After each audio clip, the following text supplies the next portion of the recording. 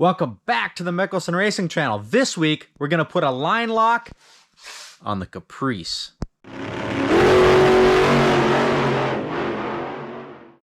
Hey folks, I'm going to be on Narcoleptic Customs YouTube channel. We're going to be doing a podcast on what we're doing to prepare for Sick Week and past experiences for other drag and drive events from 7 p.m. until later on Thursday. Check that out, Narcoleptic Customs YouTube channel. We're doing a podcast right now after the video. Thanks.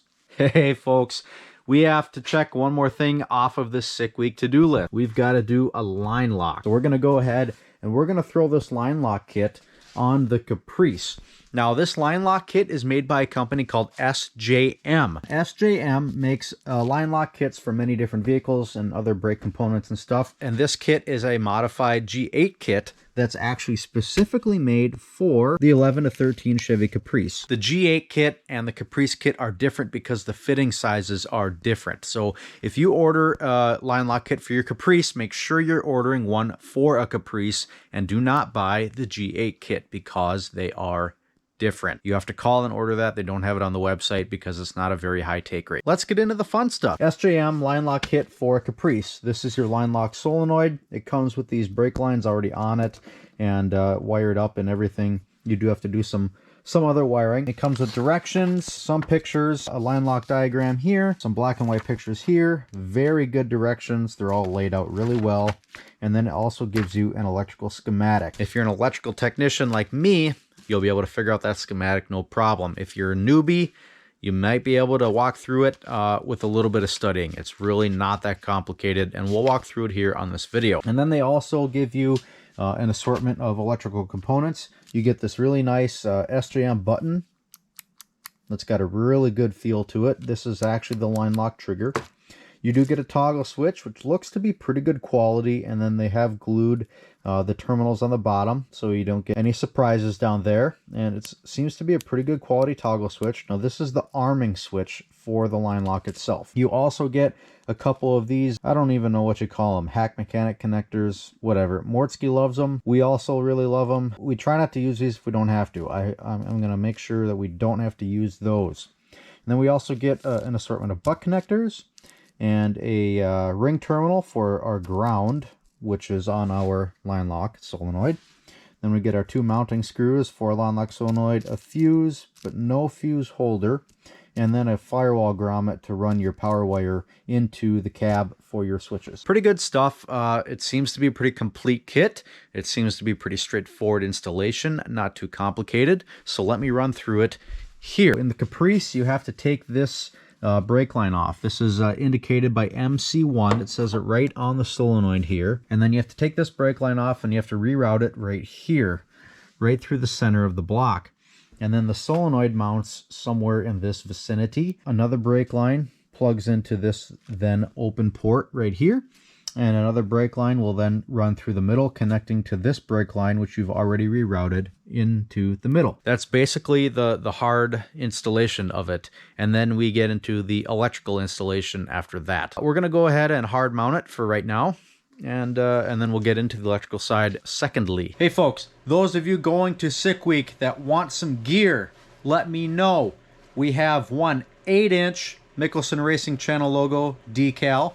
We have one 2-inch Crappies decal, and we have one 5-inch Crappies decal, and that consists of one sticker pack. So if you guys want a sticker pack that's not on the website, you gotta DM me or let me know somehow, and I can deliver that to you in person on Sick Week. Just put your dibs in and let me know. We're bringing them all. We're bringing 200 packs. Let me know if you guys want one. Also, we've got our brand new Crappies merchandise here. We've got t-shirts, we've got hoodies, and we have ball caps. We also have beanies and all sorts of other women's apparel and other men's apparel. Also, check all that out on the website. It's all brand spanking new and it's really cool.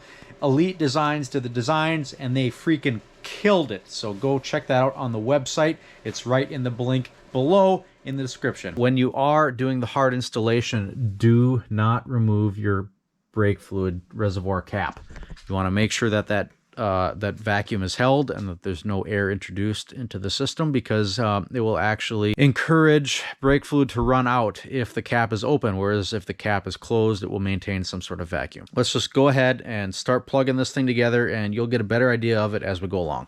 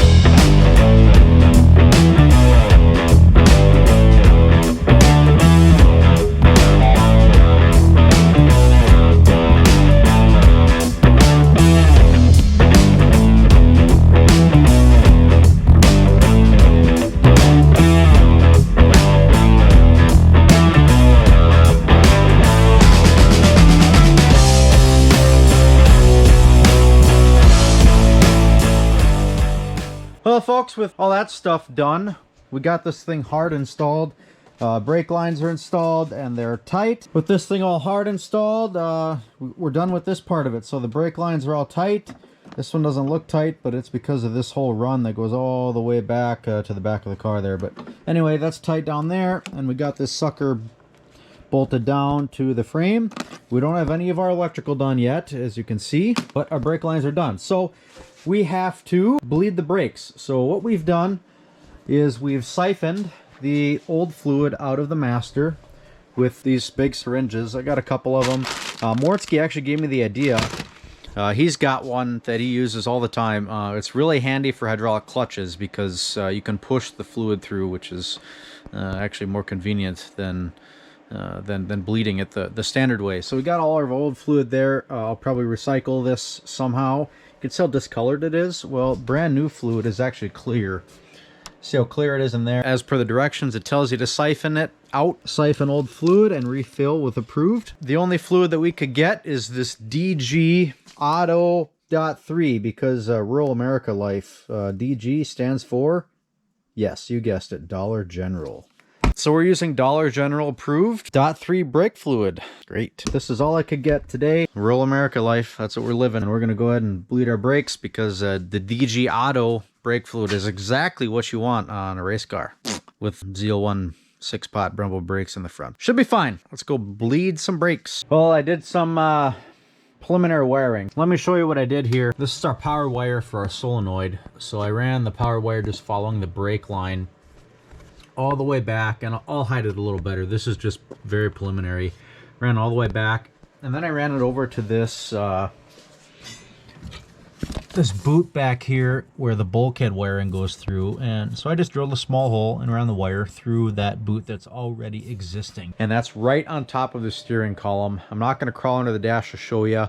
You won't be able to see it anyway. I'll just let you know that it's right on top of the steering column. It's fairly easy to get to. And then we'll pop inside here, inside the car, and I'll show you what I think we're going to do as far as laying out the buttons and stuff. If I'm comfortable here in the driver's seat, anywhere here is a good area to put the button. I also considered right here on the side, but then you won't be able to see it. And I kind of want to see the button, I think. I figured out that if I'm sitting here comfortable in the seat, ready to race, right here would be a good spot for the button. I can't put it anywhere further forward than this because there's not enough room underneath the panel. So I can either put it anywhere along this edge here, or I can put it anywhere along this edge here. And that's all there is underneath this panel, that's all there's enough room for the button. So I kind of like it right here, because then I'll be able to still see the button. If I put it right here, from my point of view, which is here, you won't be able to see the button, so you'll have to feel for it. And I don't want to feel for a button when I'm trying to concentrate on racing. So I'm going to put it back here. That way I'll still be able to see the button in my vision and my peripherals. So that's where we're going to put the button, and then the toggle switch I think will just mount up here. You don't need nearly as much room for the toggle switch. If I just lay these two side by side, you can see just how deep the button is and how deep the toggle switch is. So we can mount that toggle just about anywhere and be just fine. I'm thinking that I'm going to mount the toggle switch up here in the corner, probably, and then we'll mount the button down here. I would like it somewhere cleaner, like up here or in here, but if I'm comfortable in the seat, I can't get there with my hand. I thought this would be a fantastic place, and I really like it, but there's not enough room underneath this trim. The shifter is in the way. That stinks, but we're gonna have to go right here. Let's get to wiring this sucker up. Well, folks, you can see I've got my button and my toggle switcher laid out. I decided to move it here instead of here. I don't really have a good reason for that, but anyway, we've got off and on going sideways instead of up and down. Then we've got our button right there. So now we got to wire this sucker up. We've got our wire coming from our solenoid, but this is actually going to be power going to the solenoid. So power, we're going to have to tap somewhere in the fuse box and bring it into the toggle switch, okay? And then power is going to come out of the toggle switch and into the push button, momentary. And then it's going to come out of the momentary via one of these blue wires. And then it's going to go out to the solenoid. And then the solenoid is grounded in the engine bay of the car. Then we have to ground our push button switch here. So all the wiring is basically going to take place here, and I'm going to use these heat shrink solder connections. I'll show you that right now. Here is a heat shrink solder connection. It's got that little solder pot right in the middle, and then the whole entire thing is heat shrink.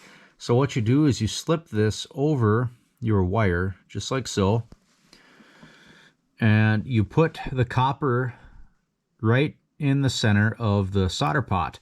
And then you put your mating wire on the other side and slip the copper of the mating wire right into the solder pot. And then you melt the solder, and then you heat shrink the ends of it over each side of the wire. This is a much better way to make butt splices than an actual butt splice. Much more solid and protects us from the elements a lot better than a butt splice does. So we're going to use solder, which will make a better connection, and then we're going to heat shrink it, which will keep the elements out, which will keep it from corroding. And it's going to be a better connection. So that's what we're going to do. Let's go ahead and get to wiring.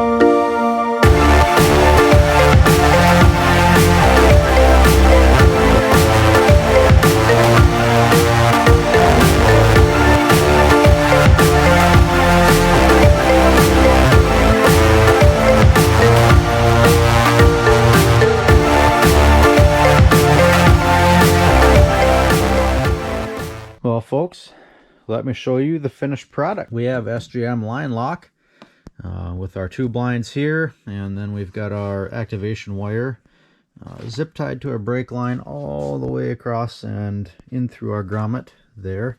above the steering column. Hard install is complete. Now if we move on to the inside, we also have our electrical install complete. So as you can see, I've tidied up all of our conductors here. Our wires are all tidied up and zip tied nicely. Run through the factory electrical provisions down here, and then we also have our loop, which is for our shift box right here. So that should be all wired up. So now we've got our console pushed back into place there. You can see here's our install. We have our toggle switch right here, on and off, and then we have our button right there. Really nice feeling button. I really like that button. And then if we look on the inside, no visible wires. Looks good. I like it. That was a pretty clean install. It doesn't interrupt our flat spot for our, you know, phones and whatever else you want to set down in here. So that is working out nicely. We still got room for a shift box, and this is in a good position here. So I'm feeling pretty good about this. Now that we've got our key on, I can go ahead, flip my toggle switch to on, and we can see our SGM button lights up. And if I press that, I can hear the solenoid actually clicking under the hood, which means that it is working. That is awesome. Flip our toggle off and our light goes out, which means the system is not activated. Cannot hear the solenoid activating. That is great news. I think the last thing that we should have to do is probably demonstrate how that line lock works and what it actually does for our car. But let's go ahead and scratch another thing off the list. This is so exciting. Line lock, boom, Dunzo. Couple more things we have to do. Tires. We got something special coming for you guys on the tires. We got something cool coming for decals. My girlfriend wants to do a headliner. We're whittling down. So folks, I wanted to go over how the line lock actually works so you guys can get a feeling. Some of you guys may or may not know how the line lock actually works. So let me run through that with you right now. So we're going to start the car up just like it is.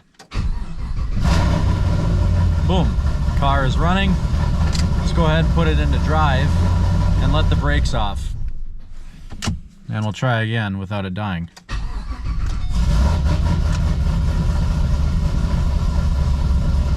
And there we are, we're in drive. So the wheels are spinning right now, as you can see. Now if we touch the brakes, the wheels stop spinning, just like that, as you can see. Now I let the brakes off again, and our wheels are spinning once again.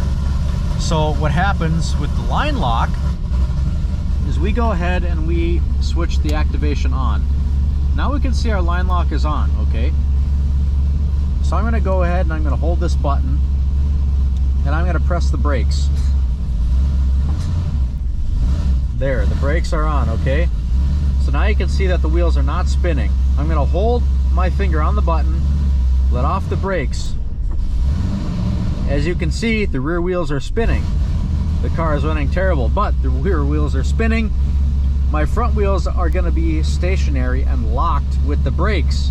This will allow me to do a burnout without having all the drag on the brakes in the back. Now, if we let off this button, boom, our brakes are completely free and we can roll the car ahead up to the starting line. So that's what a line lock does, and that is how it works. Basically, it'll allow me to do this.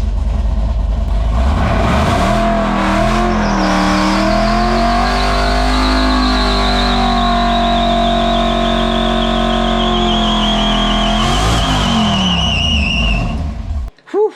Glad we finally got the shop cleared out after that. Thank you guys for watching. I hope you guys learned something from installing this line lock on this Caprice. It's also the same process for the G8, just the fittings are different sizes, so remember to keep that in mind. If you guys did learn something, or you guys liked what you saw, don't forget to please like and subscribe right here in the corner of this video. Or maybe it's this corner. I forget. One of the corners of the video. Don't forget to like and subscribe, please. I'd appreciate it, and we'll see you next time on the Mickelson Racing channel.